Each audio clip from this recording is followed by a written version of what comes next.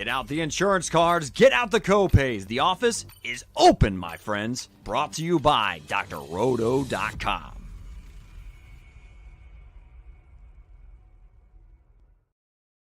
Hey there, everybody. It's Dr. Roto. Get out the insurance cards, get out the copay. The office is open, my friends. It's time for the first look, where we take a look at Week 3's main slate DFS. Got my friends, Jonny Danger and Trevor Hillstrom. Trust in Trevor.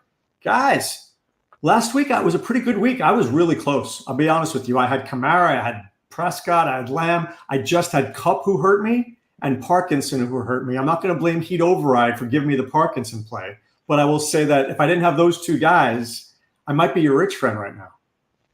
How was your week, Danger? Was it good? Oh man, it was a good week. It was a very good week. I had the same problem, Doc. I was sitting at probably about $3,000 in profit with Kupp ready to play for me, and didn't work out. But I hung on. I got about 5 times payback, so I'll take that every day of the week. For sure. Trevor, you were killing it too, aren't you? Yeah, I did pretty good. I ended up like 3 points away from winning the 50-cent entry $10,000 first place prize. I won $750, but I didn't win the $10,000. You won $750 on 50 cents? Yeah, I needed Wow. Kyron. I needed Kyron to get a little more there. All right, well, let's hook people up this week. Let's get it started, guys, at quarterback. Actually, maybe before I get to quarterback, let's get to some of these games here. There are a lot of low-scoring games this week. Giants, Browns, Bears, Colts, Packers, Titans, Broncos, Bucks, Panthers, Raiders. Do you find when you're looking at it for the first look, are you focusing on just like 3 or 4 games, Danger? What are you checking out here? Yeah, I mean, you know me, I'm a slave to ownership pivots, my friend. So I'm trying to figure out where everybody's going and seeing if I can make any sense at all of going off those games. But I don't know, man. Right now, it's looking like Saints and Philly. I don't know if I can get away from it. Trevor, what about you? I mean, JS put up there Carolina, Las Vegas. I like Las Vegas more when they're playing from behind, even though Andy Dalton is there now. Are there games that you're looking at that are sneaky? Because like Danger said, man, that New Orleans, Philadelphia is just shouting, play me, but that feels overowned. Yeah, well, especially with Carr's price at $5,800 on DraftKings, they're pretty much telling you to take him as your quarterback. I kind of just look at the matchups at the first thing, and then I look to see where the prices are compared to the matchup. You know, like I said, Carr, you see him against Philadelphia at $5,800. It just raises red flags right there. You know, it does. And when it's too obvious, it's never a good sign, right? It's never the right play. All right, let's start taking a look at some of those quarterbacks here. I mentioned that before. Let's get to some of the expensive guys, and there's a few expensive guys. Lamar in a good spot against Dallas. Maybe Jalen Hurts if we want to be in that game with New Orleans, but we want to go the opposite way. Maybe it's Kyler. Brock Purdy. Danger, who are you starting with? Who are you thinking as of right now as a quarterback that you want to play? There's a few in here that I'd like quite a bit. I'm going to get off of Carr. I love it too much. It's going to end up, the ownership isn't awful right now, but it's going to get there by the time that week goes. I'm going to take one more swing at Sam Darnold. I'm not going to lie. I know. Listen, I know Trevor's here. He was in winning lineups last week. He was. The Darnold Jefferson was a winning lineup. It was. Trevor, are you going to be who are you looking at? I'll tell you my guys, because I have a guy who's crazy. You're not going to think about this guy. Who do you like? Are you thinking Skylar Thompson? No, that's crazy. That's legit crazy. Yeah. I don't think I can get that tipsy, Trevor. But if you look at the last 2 weeks, the high priced quarterbacks, they really have to score 30 plus points to be worth it, because you're finding guys right now that are in the 5,000 price range that are scoring 20 plus points. That's allowing you to buy up the big time receivers. So I'm looking at guys, 6,000 and under, Carr, Darnold are 2 guys right there. The pay up guy for me is going to be Murray, because you can't run on Detroit. They're going to be passing all game, and they could be coming from behind. That's the game that I'm going to be all over, is the Denver or the Arizona Detroit game. Right. That's a smart game to be on, and I totally agree with that. Look, Baker would have had a much bigger day, but Detroit couldn't score in the red zone. I mean, they were in the red zone all game long. If they convert a couple of those, Baker then gets to do more. Trevor in danger. What if I told you I'm going to give you two quarterbacks? One, Geno Smith. Can you get into Geno at all against a Miami team that could, a lot of 3-and-out potential there with Skylar Danger? I can a little bit. I don't know if the leverage score on this when I run my simulations is not pleasant with Geno, and I think it's because they don't think Miami's going to be able to keep up their end of the bargain. Okay. Trevor, here's another guy for you. This is wild. Can we look, and I'm with JS on this concept. Can we look at Andy Dalton or Bo Nix? Because you can't run on Tampa, but Bo Nix he's at 5,100. All he's got to do is, get to like 18 points and he pays it off. I can't get the Knicks. I just can't, but I definitely can get to Dalton. Yeah, I can get to Dalton. I was trying to find lineups to get him in because you can really pay up at other spots. All he's got, if he can throw 200 yards and 2 touchdowns, that's 16 points, and that's what you need. 16 to 20 points at that price range, and you can really spend up elsewhere. And I'm telling you, Doc, here on that matchup, the one of the darling plays in the early simulations is Deontay Johnson, so it's making some sense.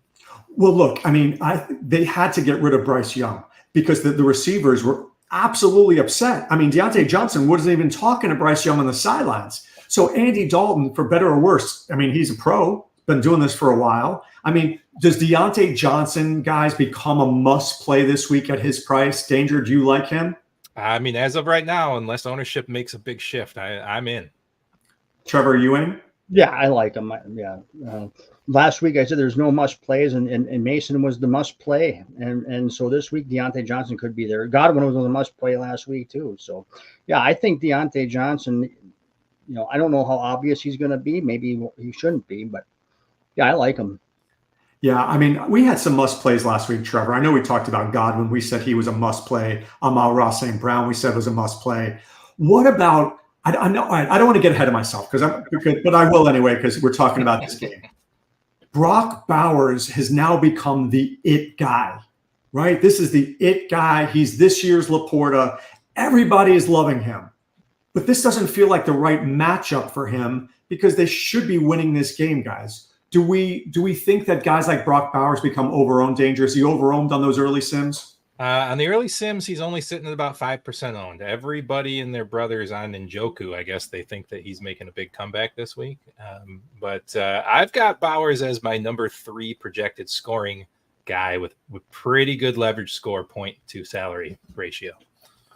Trevor, thoughts on Bowers? Because he looks terrific. Oh, yeah. This year's Laporta is right. It's hard to get away from him because you're not going to see this price for very long. Right. It's true. All right, Trevor and I were saying something earlier this week when we were texting, and it stuck with me, and I want to talk about it because I think it's important.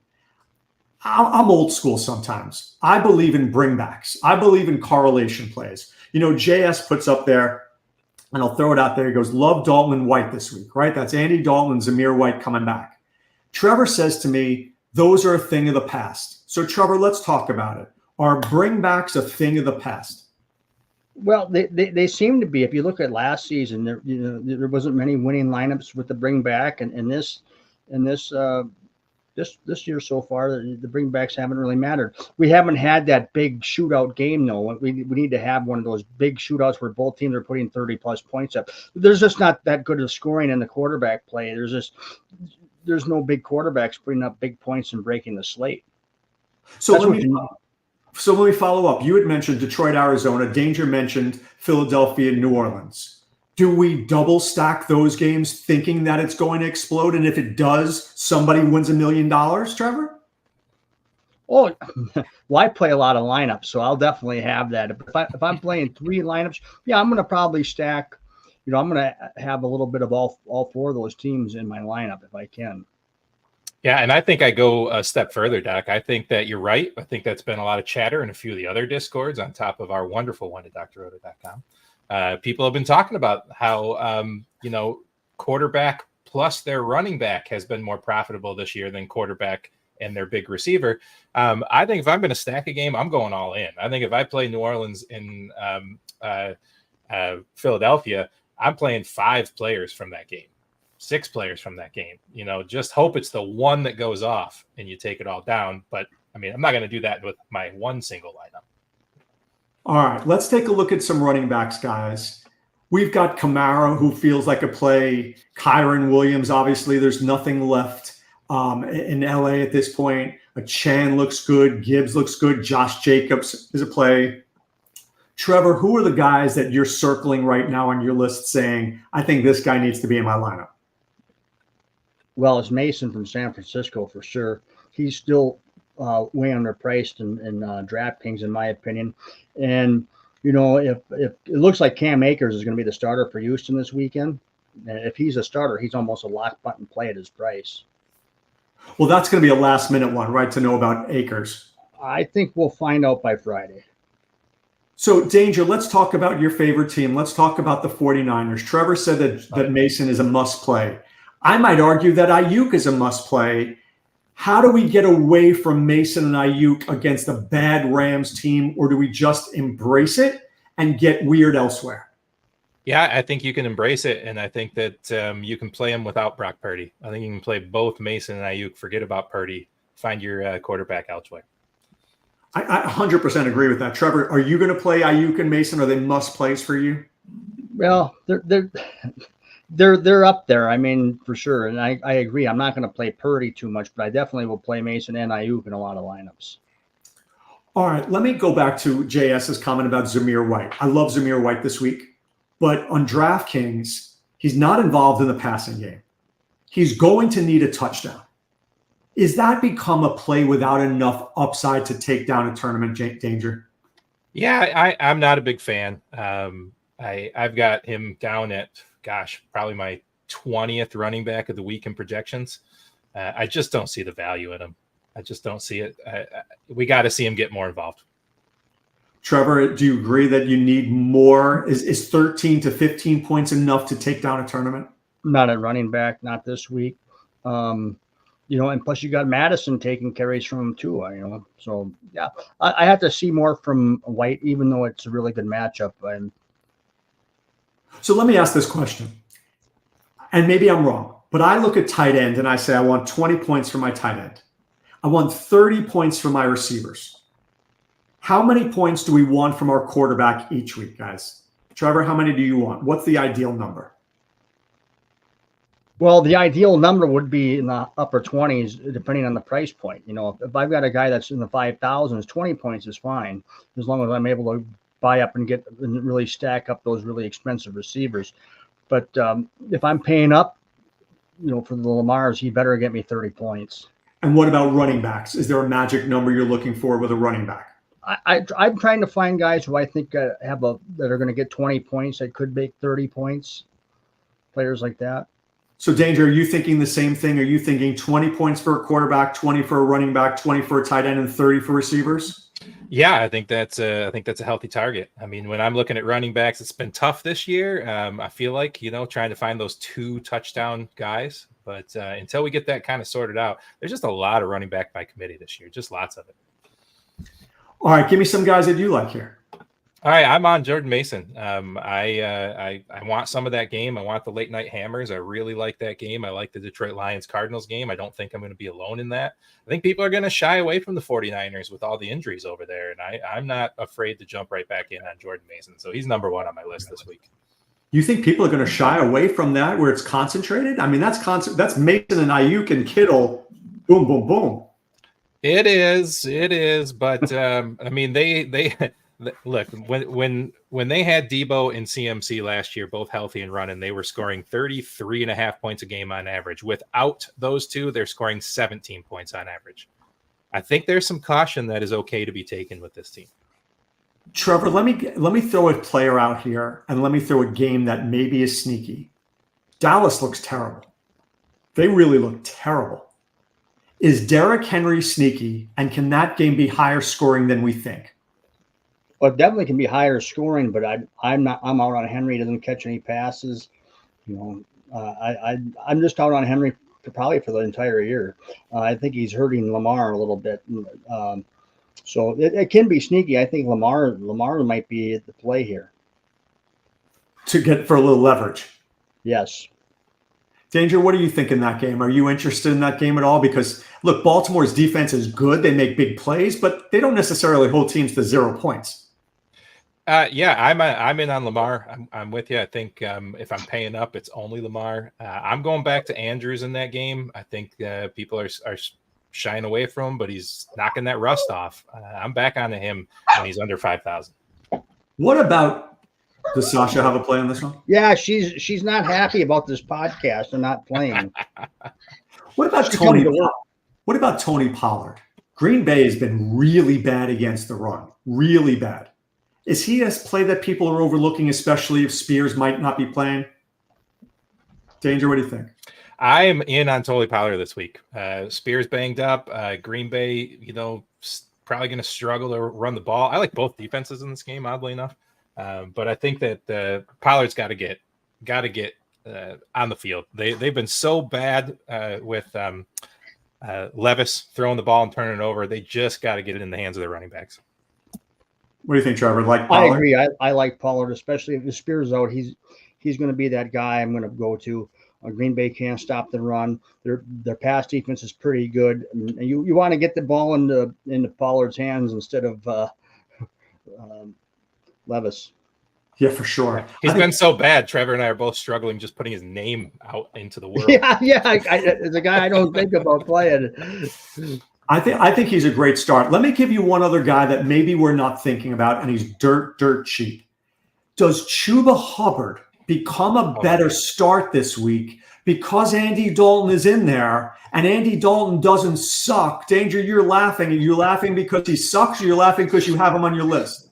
I'm laughing because we've said Chuba so often in Discord over the last 2 weeks, and he just isn't doing it for us, Doc. But maybe it's this week.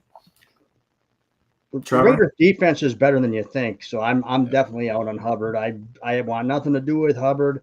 I was in on him the first week. Everybody said take Hubbard the first week. Nah, that offense is just so bad. All right, let's get to the wide receivers. It feels like to me, let's talk about Marvin Harrison. Let's talk about the Detroit-Arizona game, okay? We see Marvin Harrison last week, and Marvin Harrison couldn't be more wide open. And now people are thinking, let me go back to Marvin Harrison. Danger, let me ask you this question. Mike Evans didn't explode against Detroit. Chris Godwin did. Am I insane for saying maybe Marvin Harrison doesn't explode, but maybe Greg Dortch in the slot does?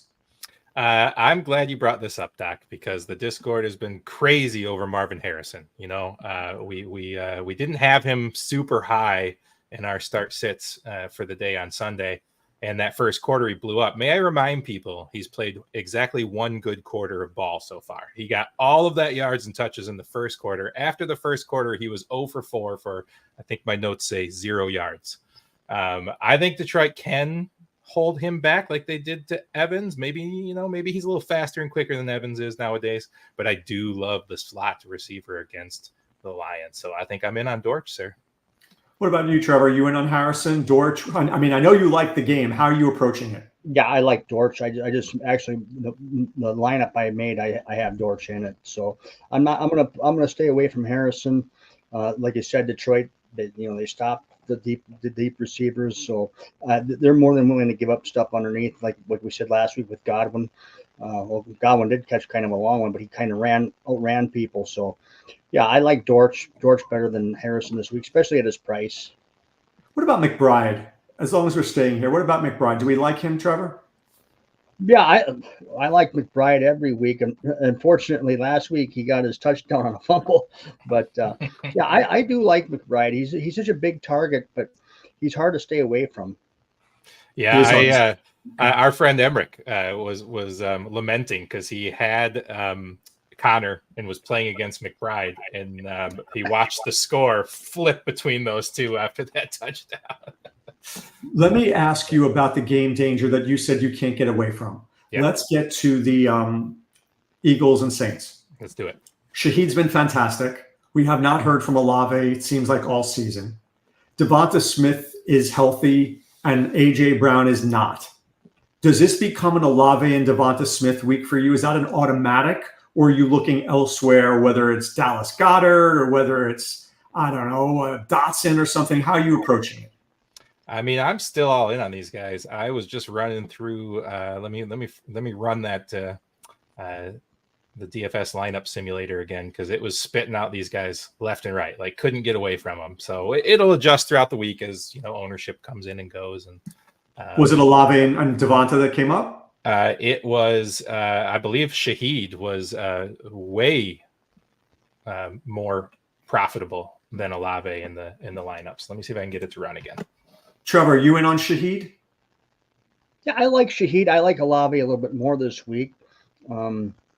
Yeah, I don't know about this game. I'm not into the Eagles at all. I just don't. They just, without the tush push, they're just pretty bland right now without AJ Brown. To me, Danger, Shaheed is zone coverage dependent. Sure. For some reason, with a guy that with his speed, he doesn't do great against man coverage. So I don't know what he's going to see. But if he sees zone coverage, I'll be in. If it's man coverage, give me Olave all day long. All right, look, I ran the sim again, okay? So I'm looking at what has come up in profitable, winning lineups in 10,000 game simulations. And this is showing that Shaheed is in 43% of winning lineups. This is saying Ayuk in 29, Olave in 22, Jameson Williams in 20. Those are the top four. Yeah, I mean, we didn't talk about Jameson. Amon-Ra St. Brown did not look healthy at the end of that game. He didn't. Now, I think he's going to play because that's what he does. I feel like Laporta has to get started, and Arizona has always been weak against tight ends, historically weak. Trevor, is this a Laporta week? But I ask you that because it seems like Goff, at least at home, kept on going to Jameson Williams over and over and over. Yeah, I like both Laporta and JMO. That's going to be a big stack of mine. Them two, and I'm probably going to have a lot of Goff in there too. So yeah, I like that whole passing attack minus St. Brown. St. Brown, like you said, he's banged up. I'm not in on him, but the other three, I'm in for sure. Danger, are you in on Jameson Williams? 100% in on Jameson Williams. And I hate saying that because I was a detractor for the first several years, but I've turned it around, sir. I'm going to give you some names of guys that I couldn't be I'm so far away of these guys, you couldn't imagine me playing them. I am not playing Malik Neighbors at all. I loved him last week, not touching him. The other guy that I'm not playing this week is Michael Pittman. Anthony Richardson literally despises him. Yeah. Agreed? Yep. Go ahead, Trevor. I'm playing Geno Smith over Richardson in my one league because I'm not taking the chance against the Bears not the Bears, but the Bears. Bears. Yeah, Bears. Trevor, what about Josh Downs if he comes back at 4,700? Well, he is a sneaky play because Green Bay likes to cover the outside receivers. The slot receivers will probably do a little bit better. Well, no, they're playing the Bears. Yeah, he should be okay against the Bears. I mean, okay. Danger, what do you think? Do you like Downs at 4,700? Well, let me see. I haven't thought about Downs. I'm not going to lie. Let me see what I can find about Downs here. All right, as Danger's thinking about it, Trevor, let me ask you about Demarcus Robinson at 5,000. Is he a must start considering he is the new number one for the Rams? He's not a must start for me. I think the Rams are going to get clobbered. I fear for Stafford's life in this game. Their offensive line's a mess.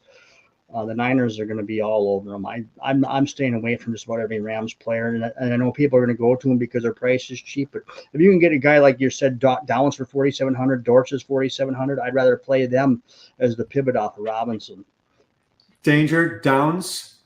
Downs does not ruffle any feathers for me, sir. Demarcus. Not good. Demarcus, I like, but I worry. I think the Niners are going to have to play defense first this week. I'm worried about the point total in that game.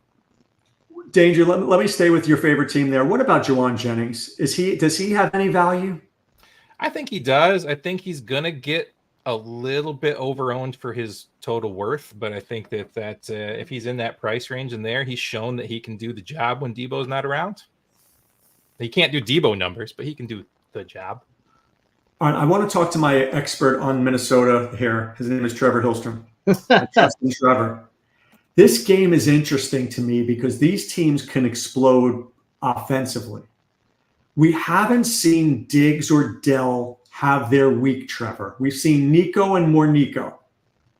Is this a week where Dell or Diggs can find it, especially because we know Flores brings the house? And here's my comment. When it's man coverage, I want Stephon Diggs. When it's zone coverage, I want Nico. What are we going to see from the Vikings this weekend? Well, the Vikings play 65% zone coverage. They do like to blitz, leave their corners on an island at times. They don't have the personnel to play man when they have their 3 wide receivers out there. Somebody's going to get open. They're going to have to get to Stroud, and I don't think they're going to get to him. This is my sneaky game of the week. I think this is going to be a high-scoring game. I'm going to have both sides of this one for sure. So which receivers are you going to go with on the Texans? Are you going to go Dell, or are you going to go Diggs? You're going to go Collins? I'm going to lean Collins first, then Dell. Diggs will be last on the list. Definitely coming with my boy Jefferson. I mean, he should be ready to play. Both teams pass protect pretty well. This game could get very high scoring. I'd predict in a 30-27 type of score.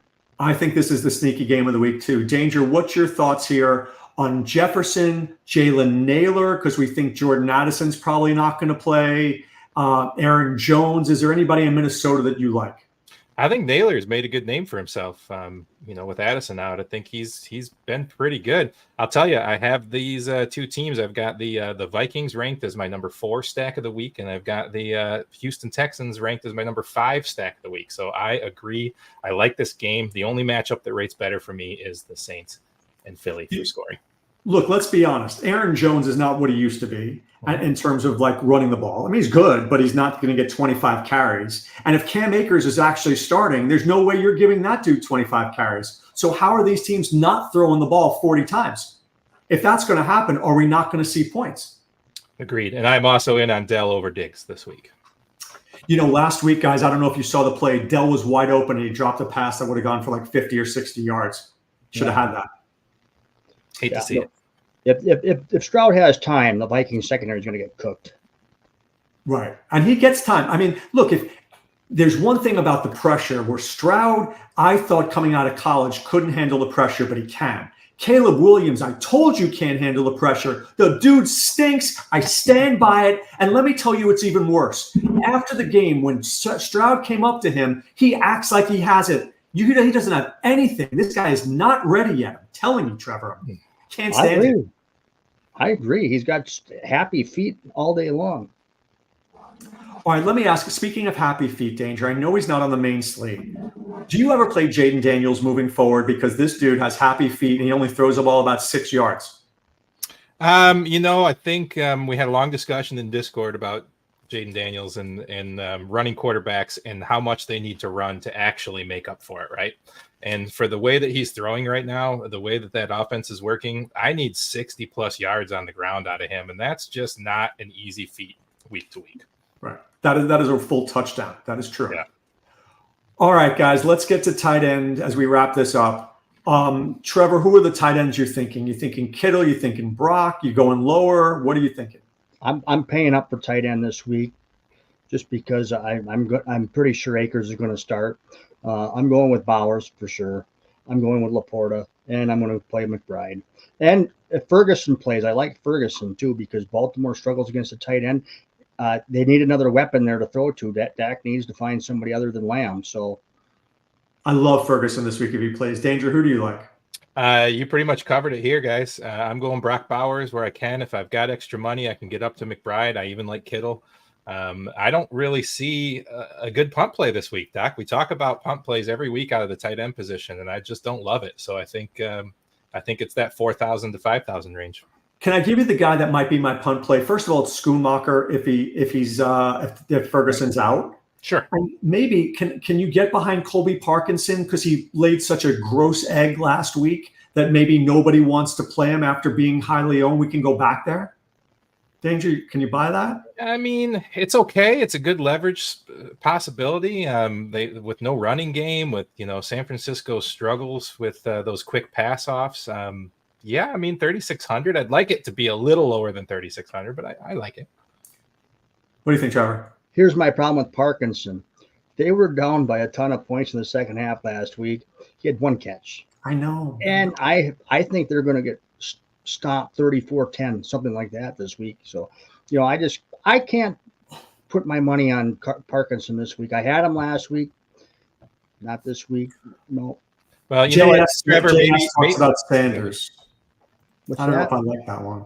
Sanders, yeah. I mean, they're still From throwing Carolina? Tremble. I mean, I don't. Nah. I mean, What about Sanders. what about Jonny Smith? Sure, I like Smith. What about that game being sneaky? Can that game be a little sneaky? And I'm going to tell you why. Just hear me out. Can a Chan be dominant in that game? If he's dominant, can it be Geno, Charbonnet, Metcalf, and come back with a Chan, Trevor? Can that do anything for me, or is that not going to take down a tournament?